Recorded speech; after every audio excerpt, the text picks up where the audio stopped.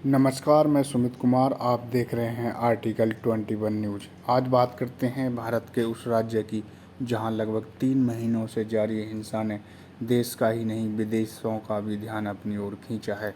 बात करते हैं मणिपुर की। मणिपुर नॉर्थ ईस्ट यानी उत्तर पूर्व में बसा भारत का एक राज्य है। अगर आप भारत के नक्शे को देखेंगे तो पाएंगे इसके उत्तर में नागालैंड, दक्षिण में मिजोरम, पश्चिम में असम और पूर्व में म्यांमार देश है। अंतर्राष्ट्रीय सीमा से लगा होने के कारण यह राज्य पहले से ही संवेदनशील रहा है।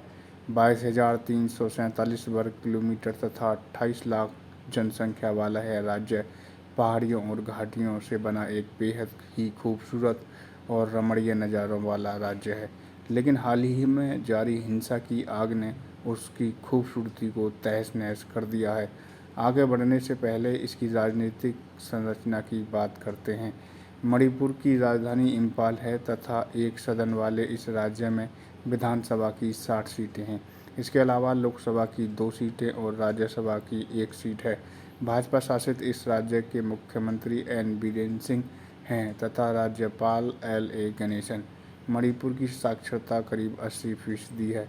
इसका अपना उच्च न्यायालय मणिपुर उच्च न्यायालय है। अब बात इसकी जातीय एवं सामुदायिक संरचना के बारे में।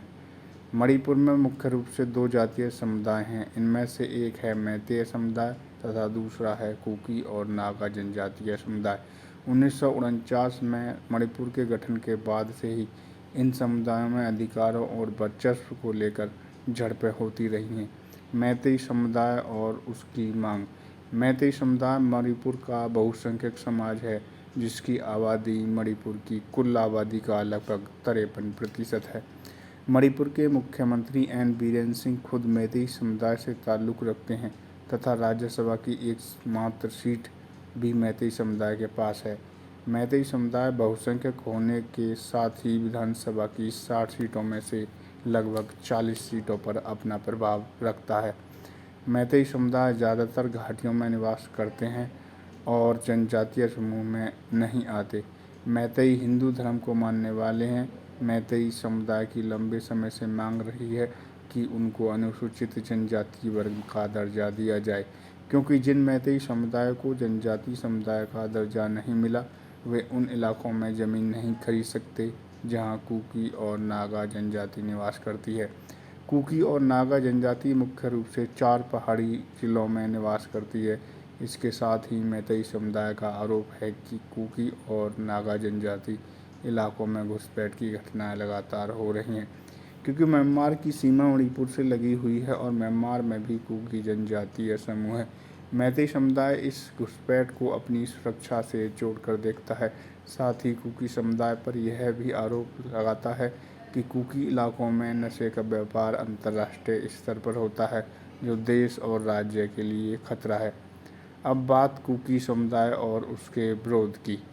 कुकी समुदाय का शुरुआती विरोध सरकार के खिलाफ था, जो जातीय रूप में सामने आया और बाद में इसने धार्मिक रंग ले लिया। जहां मैतेई हिंदू धर्म को मानने वाले हैं, वहीं कुकी जनजातीय समुदाय ईसाई धर्म को मानने वाले हैं। कुकी समुदाय पहले से ही सरकार की नीतियों का विरोध करता आ रहा है। यह विरोध हाल ही के वर्षों में जब सरकार ने 1966 के वन संरक्षण कानून के तहत आरक्षित वनों में बसे कुकी और नागा जनजातियों को निकालने का कार्य किया। कुकी समुदाय का कहना है कि सरकार उनको उनकी भूमि से बेदखल कर रही है। उनकी मांग है कि सरकार 1966 के आरक्षित वन संरक्षण कानून को रद्द करे, क्योंकि कुकी जनजातीय समूह यह मानता है कि इस कानून का सहारा लेकर सरकार उन्हें प्रताड़ित कर रही है और उनके घरों को उजाड़ रही है। दूसरी ओर इस समुदाय का यह आरोप है कि सरकार नशे के खिलाफ अभियान में उन इलाकों को निशाना बना रही है जहां कुकी और नागा आदिवासी निवास करते हैं तथा वह इस कार्रवाई को एक तरफा बताते हैं। हिंसा का तत्कालीन कारण। ऊपर बताई गई सरकारी कार्रवाइयों के खिलाफ तो कुकी समुदाय का विरोध था ही। 27 मार्च 2023 को मणिपुर हाईकोर्ट के उस आदेश ने हिंसा की आग में घी डालने का कार्य किया, जिसमें राज्य सरकार से कहा गया कि वह एक प्रपोजल तैयार कर केंद्र को भेजे, जिसमें मैतेई समुदाय को जनजातीय समुदाय में शामिल करने की बात कही गई। विरोध और बढ़ा। जहां विरोध सरकार के खिलाफ था, इसके बाद इस विरोध ने जातीय रूप ले लिया और बाद में है धार्मिक रंग में रंग गया। कुकी समुदाय मैतेई समुदाय को जनजातीय समूह में शामिल करने का विरोध कर रहे हैं। इस संबंध में कुकी जनजातियों का तर्क है कि जहां बहुसंख्यक मैतेई समुदाय राजनीतिक और आर्थिक रूप से संपन्न हैं, अगर इनको एसटी का दर्जा मिल जाता है तो राजनीतिक तौर पर सरकार और राज्य के संसाधनों पर उनकी पकड़ और भी बढ़ जाएगी और कुकी समुदाय को मिला जनजातीय आरक्षण का कोई मतलब नहीं रह जाएगा। वे राजनीतिक रूप से पिछड़े ही साथ उनकी ज़मीनों को भी छीना जाने लगेगा, जिससे उनके सामाजिक सांस्कृतिक पहचान और अस्तित्व पर संकट खड़ा हो जाएगा। हिंसा का दौर 2 और 3 मई 2023 से जारी है। हिंसा को लगभग 3 महीनों का समय होने को है, लेकिन अभी तक हिंसा को पूरी तरह से रोका नहीं जा सका। सरकारी आंकड़ों के अनुसार हिंसा में अब तक करीब 150 से अधिक लोगों की जान जा चुकी है और 500 से ज़्यादा लोग घायल हुए हैं। लगभग 2 महीनों से इंटरनेट की सुविधा हिंसा प्रभावित मणिपुर में बंद थी।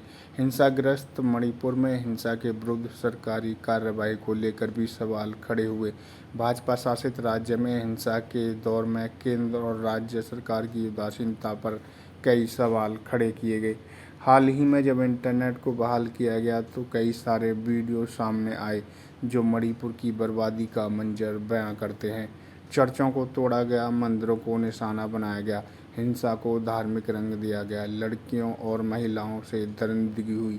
एक वीडियो जिसने देश की मीडिया की नींद तोड़ी और विदेशी मीडिया का ध्यान भी आकर्षित किया, जिसमें कुकी समुदाय की 2 औरतों को नग्न अवस्था में मैतेई समुदाय के पुरुषों ने परेड कराई।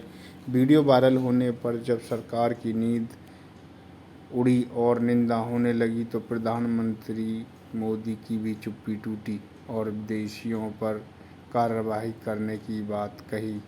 लेकिन इस सवाल यह है कि जब 2 महीने से हिंसा का दौर जारी है तो पहले इस हिंसा पर प्रधानमंत्री ने संज्ञान क्यों नहीं लिया और पहले क्यों कुछ नहीं कहा गया?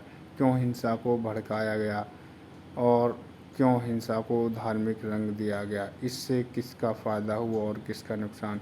यह सवाल पूरा देश पूछ रहा है।